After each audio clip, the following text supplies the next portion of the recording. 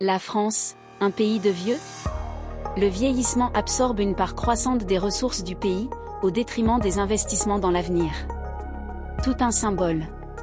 En quelques jours, la France est passée du plus jeune Premier ministre de la VE République, Gabriel Attal, 35 ans, au plus vieux, Michel Barnier, 73 ans.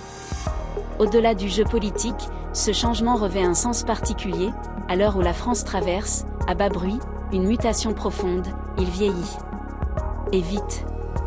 Preuve s'il en faut, les centenaires, exceptionnels il y a 30 ans encore, sont aujourd'hui presque banals, on en compte environ 30 000 dans l'Hexagone, 30 fois plus que dans les années 1960. En 2070, ils seront près de 200 000, selon les projections de l'Institut national d'études démographiques. Pourquoi les Français font moins d'enfants? Angoisse climatique, logement, pouvoir d'achat, dans un monde qui grisonne, la France ne fait pas l'exception. Au 1er janvier 2024, plus d'un habitant sur 5, 21,5%, soit 14,7 millions de personnes, avaient plus de 65 ans.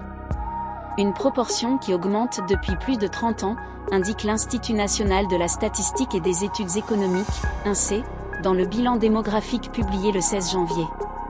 Ce vieillissement s'accélère depuis le milieu des années 2010, les générations particulièrement nombreuses du baby-boom passant le cap de la soixantaine.